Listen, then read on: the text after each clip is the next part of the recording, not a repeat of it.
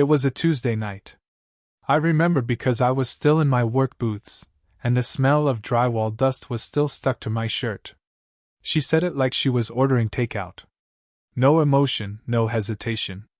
Just looked up from her phone and dropped it on me like a receipt. I only married you because I ran out of time. I didn't say anything right away.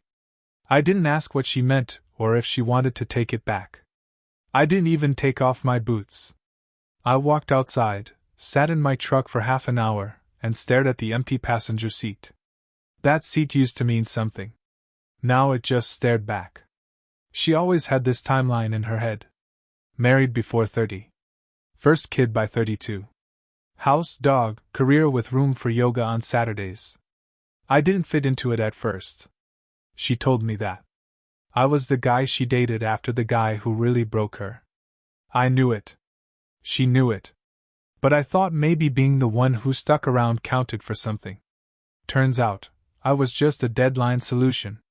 When we met, I was pouring concrete during the day and doing HVAC repair at night. She liked to tell people I was blue collar with ambition. I guess that sounded better at brunch with her friends than saying I was tired all the damn time. I worked weekends. I fixed her mom's water heater for free. I showed up. She liked that.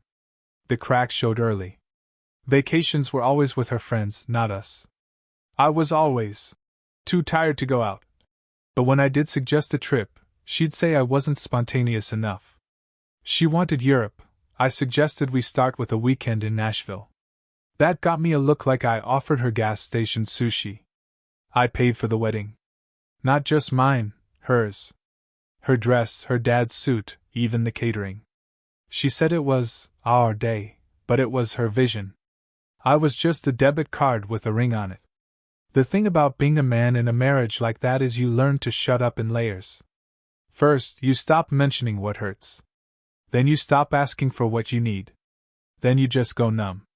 You watch your own life like it's happening to someone else. I didn't stop coming home all at once. It started with working later. Then gym visits after shift. Then sitting in my truck outside the job site eating cold sandwiches, even when dinner was waiting. Not because I didn't want food, because I didn't want silence. She noticed, eventually. Asked if I was seeing someone. That made me laugh. I barely had time for myself, let alone an affair. But I guess in her world, attention is currency, and if I wasn't giving it to her, someone else must have been cashing in. Then one night she said it again, but with a twist. I thought you'd be grateful someone like me gave you a chance. That did it. You want to know the thing that kills a man's loyalty faster than cheating? Entitlement. That belief that your presence is a gift he should worship, no matter how cold it is, how transactional, how absent of respect. I packed a bag. One duffel. Just what I needed to get through a couple weeks. I didn't slam the door. I didn't yell. I didn't even leave a note. I just left. That was enough. I stayed with my buddy Mike. He didn't ask questions. Just handed me a beer and cleared a spot on the couch. He'd seen the cracks long before I said anything. Said it reminded him of his sister's marriage. All appearances, no core. I kept working. Same job. Same hours. But something felt different. I wasn't coming home to tension, to a woman who acted like my presence was some contractual obligation she was barely upholding. I slept better. Ate better. Even laughed again. She sent texts. Long ones. Short ones. Some angry, some sad. The funny thing? None of them asked what I needed. None said, "I'm sorry." Just lines like, "You're overreacting," or, "We can fix this if you just come home." What she meant was, come back to the role. The one where I shut up, show up, and fund her narrative. I didn't respond. Eventually she called my mom. Told her I was having a breakdown. That I was throwing away a good woman for no reason. My mom, bless her, told her I'd spent years trying to make that marriage work, and if I was walking away, it wasn't without a damn good reason. Funny thing about distance, it shows you who was pretending. She started posting those vague quotes online. Sometimes people leave because they can't handle your light. Or, some men don't know what they have until it's gone. Her friends like the posts. The same friends who'd clink glasses with her on weekends and ignore the way she talked down to me in front of them. I filed for legal separation. She fought it. Said I owed her more time, more conversation. I showed the mediator screenshots of what she said. I told him I wasn't looking for revenge, just peace. He nodded like he'd seen it all before. She ended up moving back in with her mom. Told people I abandoned the marriage. Technically true. Just like it was technically true she married me for a timeline, not a partnership. It's been a year. I rent a 1-bedroom near the job site. I cook what I want. I fish on weekends. I kept the truck. Got a dog. Named him Rebar. Dumb as a stump, loyal as hell. Doesn't talk back. The thing I learned, maybe the most important thing, is that love isn't gratitude. It isn't sacrifice without acknowledgement. It's not being picked because someone's clock is running out. I don't hate her. I don't even blame her. She did what she thought made sense. She ran out of time, and I was there, stable, reliable, willing. But I'm not a safety net. I'm not a pit stop. I'm a man. One who finally stopped waiting to be valued, and just left the room. She still texts sometimes. Last one just said, "Hope you're well." I didn't reply. Because I am well. And that's enough.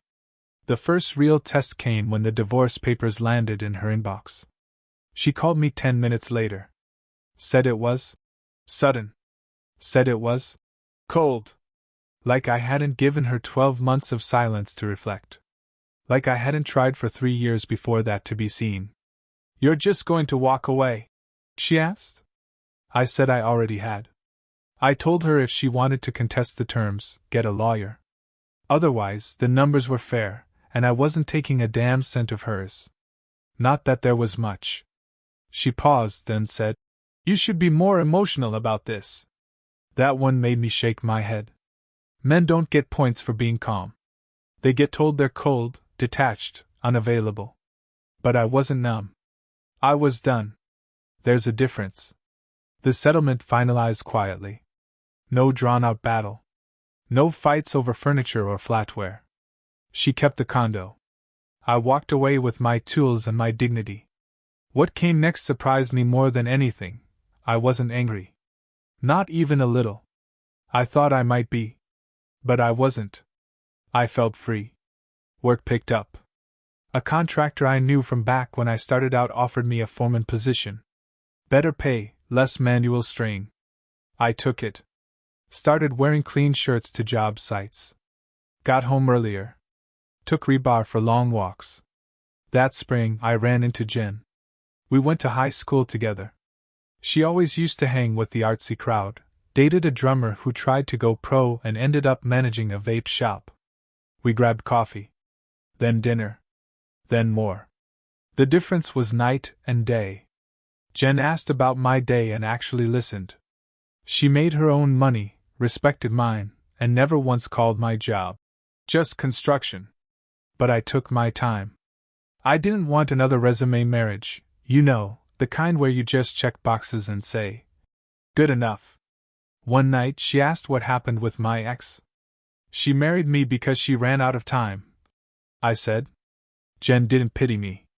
She just said, "I'm glad you left. Some men stay." I nodded. Because she's right. Some men do. They stay until their soul runs dry. Until their health tanks. Until their friends don't recognize them. I could have been that guy. But I walked. And now? I sleep sound. My hands are still rough, but my heart isn't. I don't flinch at my phone anymore. I don't dread Sundays. Sometimes, leaving isn't the hard part. Staying was. I didn't really understand how much I had been holding in until I saw my brother again. He flew in from Houston 6 months after the divorce finalized. Said he wanted to catch up, maybe do a little fishing. We grabbed a couple rods, took the boat out, and just drifted for hours on the lake. He didn't ask questions right away. Just cracked a beer, passed it over, and said, So, what finally broke it? She told me I was a convenience, I said. He squinted. She used those words? Close enough. I only married you because I ran out of time. That's what she said. He leaned back and let out a low whistle. Man. That's... Jesus. We didn't talk much after that. Didn't need to. Just fished and sat quiet. Sometimes silence between men says more than words. When we got back to the dock, he said, I'm proud you walked. A lot of guys would have stayed just to avoid starting over. I nodded. I had thought about staying. A lot. But what kind of man stays in a house where he's just part of the furniture? Back at work, I trained 2 new hires. Young guys, hungry but green. One of them asked me how to balance work and marriage. I just said, don't marry someone who thinks you're a backup plan. He looked confused. I didn't explain. He'll get it one day. Maybe. Jen and I kept seeing each other. Not serious. Just steady. She brought over Thai food on nights I worked late. I fixed her kitchen faucet when it started leaking. Nothing forced. No timelines. Just people being decent to each other. The funny thing? I started hearing stories about my ex. Apparently, she tried dating again. First a guy in real estate. Then a gym owner. Either stuck. Word is she told someone they didn't have your stability. Stability. The same thing she used to mock me for. Eventually one of her friends, a mutual from back when we were married, ran into me at the hardware store. She looked surprised to see me smile. Said, You look different. Feel different, I said.